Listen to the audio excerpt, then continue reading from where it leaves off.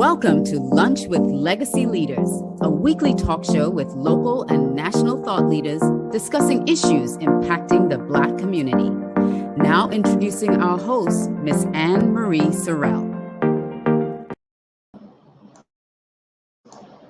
Good afternoon and welcome to Lunch with Legacy Leaders. I'm your host, Ann Marie Sorrell, President and CEO of the Mosaic Group, a full-service advertising, marketing, and public relations agency.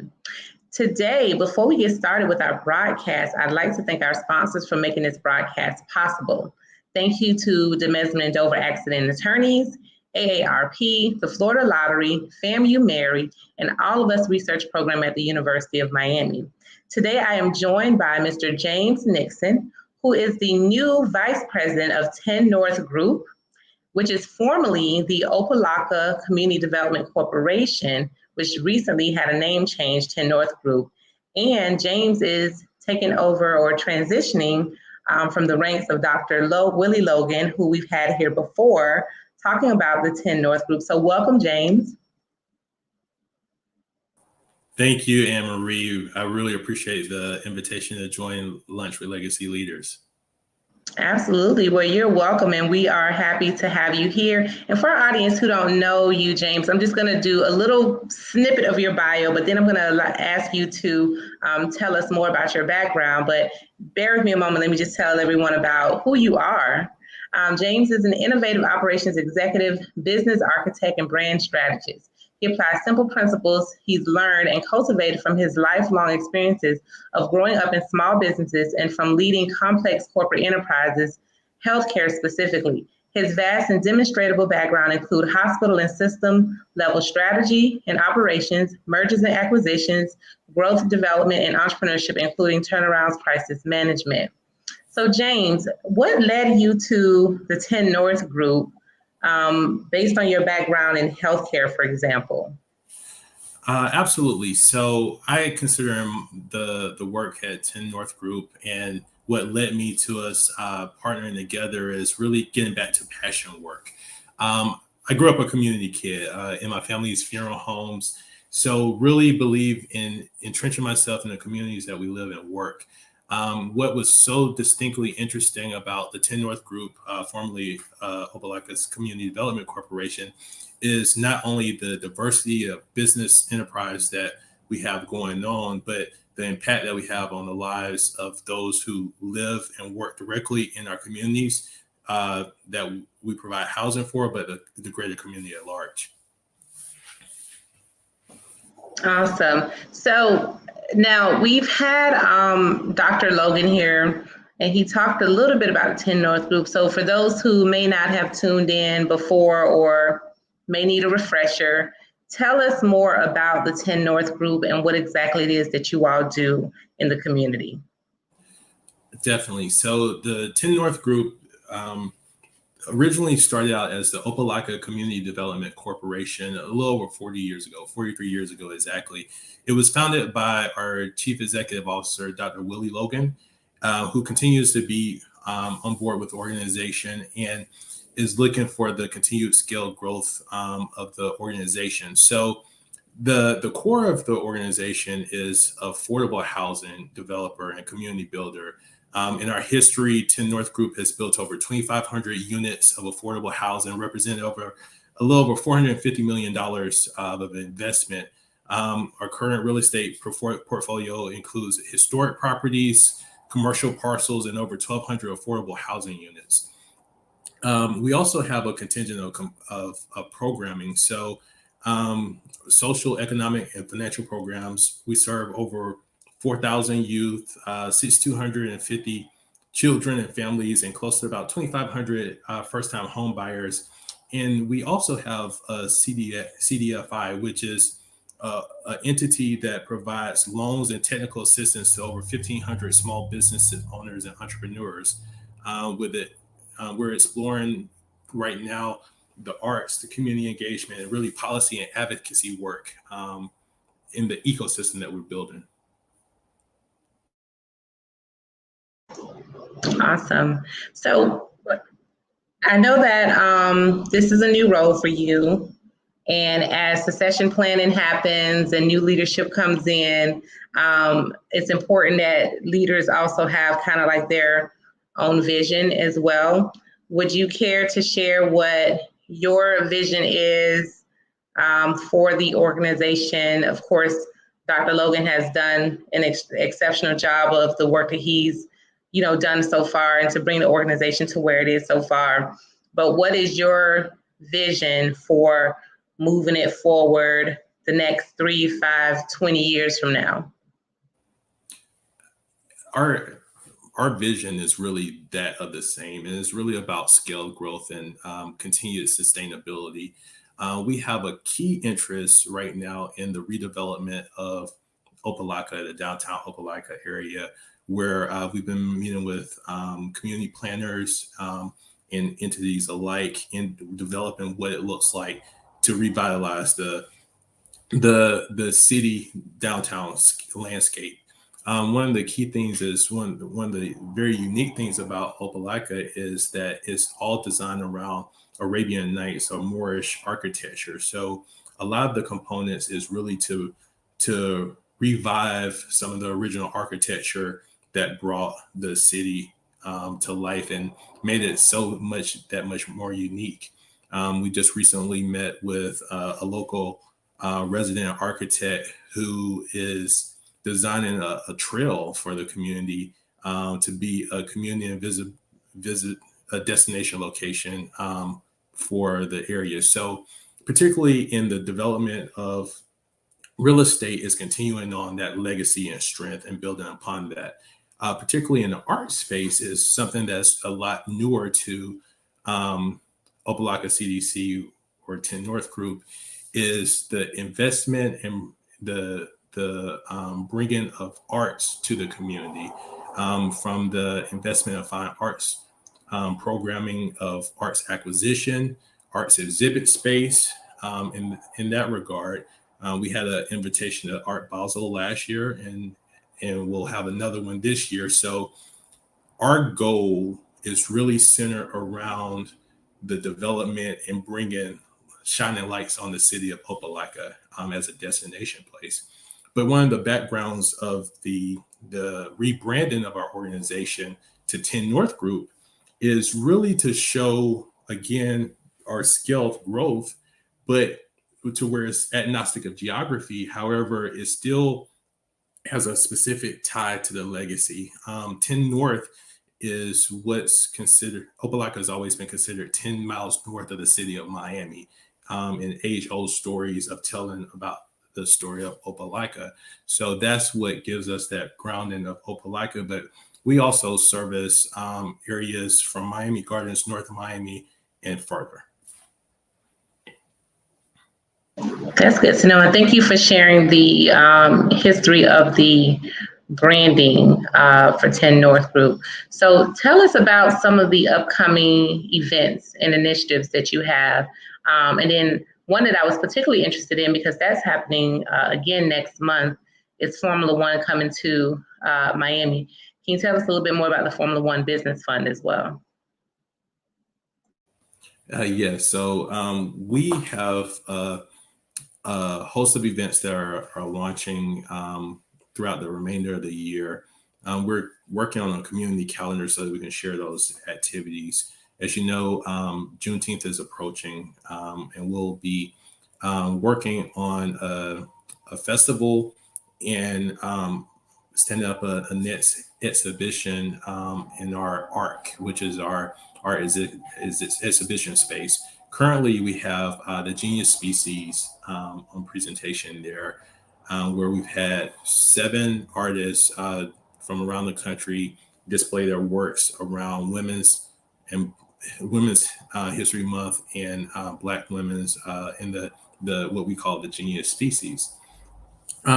If you go to our community calendar, which you can find on our social media at OLCDC, there are a number of recent events that are coming along. We have a health fair on April the 22nd at one of our properties, Via del Lago. That'll be held at 11 a.m. on that day. One thing that was really exciting is that we have a summer coding camp that is starting this summer from June 20th through the 28th at various locations throughout Miami-Dade. This is an initiative that we kicked off a couple of years ago, teaching STEM and coding to the community and our residents. We have, through our community fund of North Miami, we have several entities, including one this evening, where we have a peer community meeting around a CEO symposium. So these are a series of for entrepreneurs and people in the community who are business minded, who want guidance or education in the business space. So that'll be this evening at 5:30 to 7:30. On Tuesday, April the 25th, we have a cash flow connection. That's through our community forum in North Miami-Dade. And all of these are centered around either financial empowerment or capabilities, or developing and growing your own business. Also, we have a couple of events, how to prepare your business to obtain a loan on May 13th, and scale up with systems, processes, and efficiency flow on May 18th. I'm sorry, both of those are May dates. And then, of course, we have Formula One coming. Last year during the Formula One, we were awarded a $500,000 grant to support our community fund in supporting and providing underwriting loans for small businesses. So we're looking forward to our continued partnership and association with that, and continued partnerships throughout the community to underpin our small business owners, underwrite our small business owners. So that's, thank you. That was a lot of good information and things that are coming up, especially for small businesses. Now, do small businesses have to be domiciled in Opa-locka, or can they come, or is it just Miami-Dade County small businesses? Like, what are the parameters? What are the eligibility requirements for businesses to participate in some of the events that you mentioned, as well as the Formula One initiative? So for the best information is to follow our website, olcdc.org. Particularly, again, one of the purposes of the rebranding is that we're centered around the city of Opelika, but we service a host of cities around the core of Opelika, Miami Gardens, and North Miami. But we do service throughout the South Florida region. Our events are open to the public, and again, centered around being able to expand and provide additional exposure. So no, you do not have to be tied to a geographic area for participation. Okay, that's good to know. And then how can businesses, particularly for the Formula One initiative, is there a way that they can prepare in advance to participate? What do they need to know? Yes, so I will direct everyone to our director of our CDFI, Leah, who can provide shoulder-to-shoulder services in helping usher the team, usher prospective participants through that. While Formula One is a significant sponsor, we have a number of programs, including being a SBA micro lender approved. So if particularly a local business, existing or new, doesn't necessarily meet criteria for that program, there may be a number of other programs that we offer that would be helpful. Okay, and these are, just for clarification for businesses that are listening, these are all loan initiatives, correct? There are loans and initiatives. So there are grants as well? Yes, there are. Okay, and are the grants tied to any particular, is it operating, is it particular thing that they have to do? Like, for example, I've seen grants where it's like for equipment or facade improvements or things like that, or is it general work cash flow or, working capital? It's dependent on the different product that we're helping the business owner from. So this is what I always advise people that I work with and consult with, is that reach out and let's have the conversation so that we can understand the needs. Because a lot of it is education, but then also is helping to navigate throughout those nuances to find the appropriate product or guidance that your business needs for the time. Okay, that makes sense. Now, so this has got to be an exciting transition for you. Tell us, what does your first, like they say in politics, what does your first 100 days look like? The first 100 days is really digesting, learning, and understanding. We have so many great things going on through the organization. So it's understanding how they really intersect and interplay. With that, we have 5 major affiliates within our organization, and really not. There's several things that we're doing, including with the rebranding effort. Is how do we share that great story? How do we connect the dots for all the entities that we do and help people, whether it's residents, business owners, community participants, the like, find out where they particularly fit into the organization or the ecosystem that we've built and are nurturing. So those first 100 days, in my case, the first 30 days at this point, has really been around that understanding and digesting so that we can optimize the telling of that story in that regard. Awesome. Well, definitely looking forward to all of these events, looking forward to your first 100 days. Is there anything else that you would like to leave our audience with? Yes, definitely stay tuned to the 10 North Group as we're evolving through our rebranding, but then also as we are engaging in the art of transformation.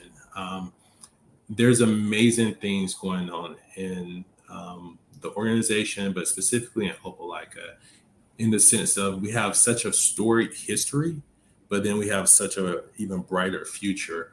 And looking at how we are just another destination spot in not only Miami-Dade, but the South Florida area, and where we're becoming a star on the map internationally with our investment in the arts and our presentation of the arts. And that's awesome. I saw that from your publicist that's a big part of what Dr. Logan will be working on. Is that correct? Is doing this arts initiative from a global perspective? Yes. So I'd love to take a quick segue into that and really talking about how the arts intersect with the real estate. Quite honestly, people often confuse affordable housing with undesirable housing.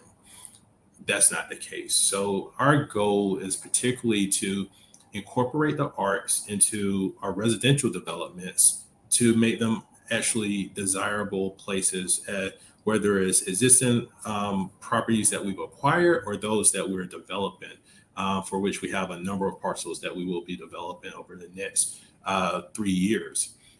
And with that, we'll be able to provide creative placemaking, places where we incorporate literally art into the residential components in the downtown units for walkability, for desirability, for artists make spaces, meaning studios, to where that's affordable for artists to be there, and for the integration of artists together with the communities that we serve without displacing, disenfranchising people. Not only is it a community that you want to live in, it's a community that you can afford to also live in. Some of the things that we're doing, which is so very unique, is we're creating a couple of residency programs where, while we're redeveloping and revitalizing some of the original Moorish architecture, we're having tradesmen, particularly a wood worker and a tile worker, be artists in residence in our community to help guide through the redevelopment so that we can do appropriate redesign the architecture appropriately. There's excuse me, there's a few granting opportunities not only through us but through the city to help fund local residents doing those. When we talked about our invitation to Art Basel, we again will be transforming the area to be a destination art space, to literally come visit us in the city of Opelika to see all the architecture and glory that's really brought out in there. So there's the investment in the arts is multifaceted. Art is transformational. And that is really how we have really framed what the next phases of our development and expansion is really incorporating the arts into all that we do in that regard. And that's really good that you brought that up and you guys are doing that. It really gives artists an opportunity, especially for those who, I hate to say, because there's the perception, a stigma that, artists are deemed to be starving artists. So this gives artists an opportunity, gives them a leg up, gives them a way to really do art as a business, which is exceptional. And art in public places, for one, is one of the growing areas. I work on a lot of real estate projects, redevelopment projects, and that's always a significant component, especially if it creates a place for people to gather and come together and celebrate culture and community. So love that you all are really focusing on that. Thank you. It's really about having pride and comfort in where you live, work, and play. And Opelika is a hidden gem that a lot of people don't know about. That's good. Well, we're hoping that more people will come to Opelika, come attend the events that you mentioned, as well as the upcoming art events and initiatives. So please keep us posted on what's happening. Stay with me for a minute as I do a few quick announcements. For those who are listening, please check out the 10 North group and make sure you check out their website, which is scrolling at the bottom. Lots of events coming up, business opportunities, business growth, and education opportunities, as well as opportunities for business capital, both grants and loans. So if you did not hear that, if you're just tuning in, make sure you go back to the beginning of the video so you don't miss out on the various opportunities that James was so kindly to share with us here. James, stay with me. And for those who are tuning in and those who have been watching, please do not forget to pick up the Power issue. It's our next issue of Legacy Magazine that's coming out this Sunday, April 23rd. And you can pick up your copy in the Sun Sentinel as well as the Miami Herald. We'll be featuring the most powerful and influential Black business professionals from around South Florida. That's from Miami, Broward, and Palm Beach County. So pick up that issue as we're honoring those individuals. And if you have not purchased your ticket for the 17th annual Legacy Power Gala, where you'll get to meet all of the honorees, you can do so. It's going to take place on May 13th, and you can purchase your tickets for only $200 before April 28th. And you can do that at miamediagroup.com. That's miamediagrp.com. Of course, we have shows for everyone, so be sure to tune in each day as we have Mondays, The Business of Black Business at 1 p.m. with Jay Reynolds. Tuesday, My Money, Your Money at 7 p.m. with Bridgette Lumpkins. Wednesday, Soul, where we're covering culture and entertainment with Nikki Jellin at 7 p.m. Thursdays, Lunch with Legacy Leaders with yours truly at noon. And also on Thursday, The Flavor of South Florida with Chef Irie at 7 p.m. where he's covering Black-owned restaurants. And of course, Health is Wealth, Black Health Fridays at 2 p.m. with Dr. Michelle Kerwin. Please be sure, as always, to share this video as there's lots of important information in here that will help someone out in the community. So please share the video. And like all of our channels, follow us, subscribe, follow my channel, subscribe, as well as tune in with us next Thursday at noon. And thank you again, Mr. Nixon, and good luck with your new role. Thank you so much. Thank you all.